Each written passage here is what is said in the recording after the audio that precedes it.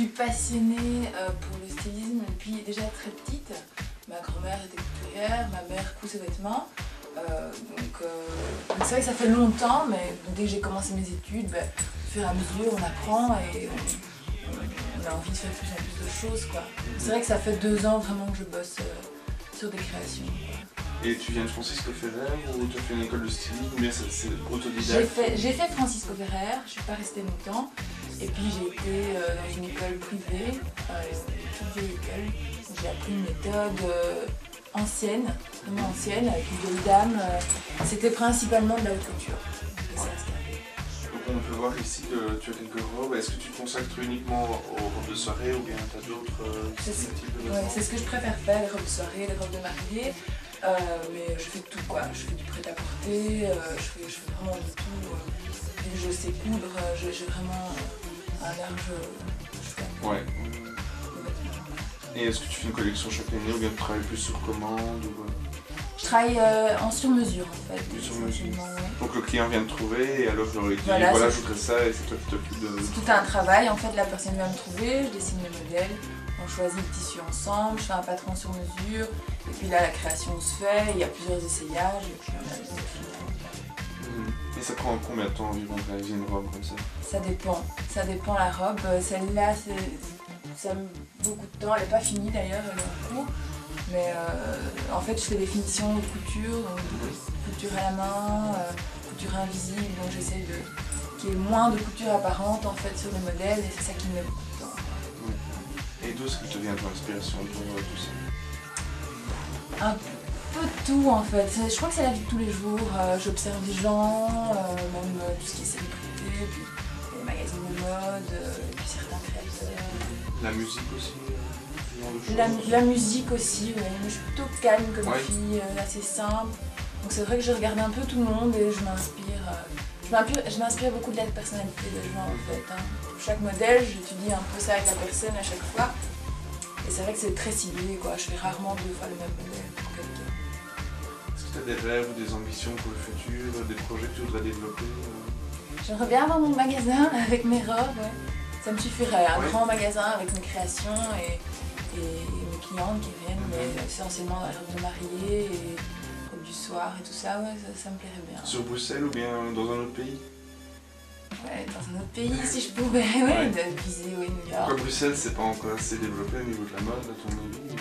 Si, c'est assez développé, mais c'est vrai que c'est l'envie de voyage, je crois, l'envie d'autres paysages, voilà.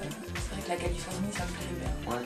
C'est vrai que... Au niveau des créations que je fais, donc plus les robes de soirée, les robes de cocktail et tout ça, les robes de mariée, mais ça s'attache plus à des personnalités connues, des galas, et c'est vrai que là-bas, c'est plié toutes ces choses-là. Est-ce que tu pourrais nous décrire ton travail en 5 mots comme ça, que Jim a... En 5 mots. Très méticuleuse, plaisir. Je crois que chaque création, c'est vraiment beaucoup de plaisir à chaque fois. C'est important. C'est très important avec chaque personne. C'est vraiment à chaque fois des rencontres, et patience. Patience. Et patience. Vraiment beaucoup de patience. Est-ce que tu as un créateur que qui est vraiment ton idole, un grand couturier, une grande maison, qui te fait vraiment rêver, ou si on te propose demain, voilà, viens travailler avec nous, tu partirais, tu t'abandonnerais tout? Il y en a beaucoup, hein. Ouais. J'aime beaucoup Chanel. J'aime beaucoup Chanel. Même si c'est pas vraiment un style qui correspond à mes créations, mais j'aimerais bien. Et Stella McCartney aussi, j'aime beaucoup. Et la nouvelle créatrice Gucci, Frida Giannini, j'aime beaucoup aussi. Beaucoup d'inspiration. J'aime bien. Est-ce que tu peux nous parler un peu du projet? Je suppose que tu as été voir plusieurs fois le site internet que nous avons. Est-ce que tu donner ton impression générale sur l'idée, le concept de faire quand même attention à ce que les mannequins ne soient pas des tailles 34, 32 tout le temps? Qu'est-ce que tu en penses? Et moi je pense que c'est une très bonne chose parce que je pense qu'un vêtement est déjà plus joli sur une fille, une femme qui a des formes, qui est plus pulpeuse. Je trouve que ça met plus le vêtement en valeur déjà. Donc je pense que la maigreur n'est vraiment pas nécessaire dans la mode. Et puis ça me touche parce que j'ai beaucoup d'amis qui ont été confrontés à la maladie et que c'est des choses qu'on voit de plus en plus souvent.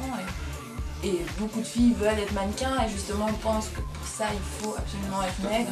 Donc Donc personnellement, moi c'est vraiment un sujet qui m'intéresse, quoi. Tu penses que c'est un peu de la faute des agences de mannequins qui ne recrutent vraiment que des filles qui sont filles de fer, ou bien tu penses que c'est à part égal la mode, ou les agences, ou même l'état d'esprit actuel de la société qui fait que ces filles ont besoin d'être aussi minces? Les magazines. Beaucoup de magazines. C'est vrai qu'on ouvre un magazine, elles sont toutes filiformes, quoi. Je veux dire, on peut être mince, mais il faut pas aller trop loin non plus, parce qu'elles sont habillées, elles ont des robes magnifiques, elles sont maquillées, tout ça, mais il faut les voir au naturel aussi, et elles sont beaucoup moins jolies, alors qu'une fille pulpeuse, elle a une bonne mine, elle est pas frustrée. Tout à fait. Voilà.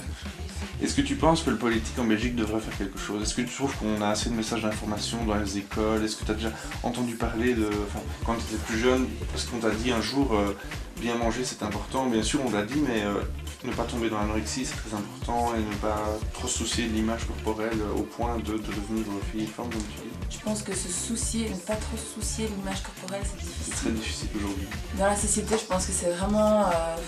on voit, hein, les gens les plus beaux, en général, c'est les gens qui réussissent le mieux, ils ont plus de facilité, même et lors d'un entretien, en général, on va choisir par rapport aux capacités aussi intellectuelles, mais beaucoup sur le physique aussi. Quelqu'un qui présente bien va avoir plus de facilité. Et je pense que oui, on nous sensibilise, mais pas trop. Moi, quand j'étais plus jeune, j'avais pas du tout ce problème, j'ai jamais réfléchi à mon poids ou des choses comme ça, mais quand je vois les petites nièces et tout ça qui sont déjà très minces et qui commencent à compter déjà les calories, tout ça, ça me flippe, quoi. Elles sont plus au courant que moi, alors que bon, je suis plus en âge de faire attention qu'elles qui ont 14 ans. Et voilà, je pense que il faut vraiment les sensibiliser. Tu trouverais que, par exemple, les politiques devraient légiférer pour interdire des sites pro-ANA ou tout ce genre de choses? Tu trouves que ça a quand même une raison d'être? Oui, il faut interdire tout ça. Oui, parce que ce qui paraît sur internet, il y a des trucs incroyable. Des techniques vraiment pour maigrir, non, il faut enlever tout ça, il faut interdire. Et je pense qu'il faut fixer un poids minimum aussi pour les mannequins, parce que il y a vraiment des nanas qui sont hyper maigres, quoi, trop maigres. Mais en Espagne, en Italie, ils font, mais en Belgique, ils sont encore un peu. Oui, en Italie, ça, oui, c'est vrai que j'ai vu, mais c'est un peu partout. Je pense qu'elles resteront maigres, toujours plus maigres, plus minces que la moyenne, mais il faut quand même qu'elles grossissent un peu, parce qu'il faut penser aux petites filles et toutes ces filles qui ouvrent les magazines, et si elles sont un petit peu, comment je peux dire, un peu fragiles, elles vont les idéaliser et se dire voilà, c'est un modèle, il faut que je sois comme elle, et finalement elles tombent dans un truc où elles ne sont pas heureuses du tout, comme il est, quoi. Et pour terminer un peu sur une note d'espoir, est-ce que tu pourrais donner quelques conseils à des jeunes qui voudraient aussi se lancer dans le stylisme, ou qui vont peut-être entreprendre des études de stylisme plus tard? Bonne chance.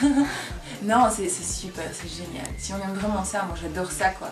Et il y a plusieurs métiers, enfin je veux dire, on peut faire plein de choses avec le stylisme, on peut travailler pour des grands couturiers, travailler pour soi. Enfin moi j'ai vraiment aimé travailler chaque fois avec chaque personne, créer un modèle, et enfin c'est chaque fois une création. C'est beaucoup plus réfléchi que ça, quoi, en fait. Moi j'adore vraiment, alors qu'au début j'ai détesté, hein. J'ai pas aimé la couture, j'arrivais pas, le dessin, tout ça. Puis au fur et à mesure du temps, mais on apprend, et il faut pas baisser les bras trop tôt. Beaucoup de travail finalement. Beaucoup de travail, c'est vrai que c'est seulement après 2 ans, je crois, où j'ai vraiment commencé à faire des choses plus concrètes, quoi. Des choses réussies, enfin c'était réussi, mais c'était approximatif, je veux dire, quoi. Mais maintenant c'est vrai que la technique vient au fur et à mesure, quoi. Donc il faut beaucoup de travail, mais je crois pas que c'est tant que ça, parce qu'à la fin on prend pas ça comme du travail, c'est un loisir. Je dis, j'ai passé mes nuits parfois ici sur des créations parce que j'étais en retard, et finalement ça m'a pas dérangé. Je n'étais pas en train de me dire oh non, quoi, j'en ai marre. Je continuais, quoi. Je regardais pas l'heure, je continuais, quoi. Si c'est vraiment une passion, je pense qu'on peut y arriver, sans problème.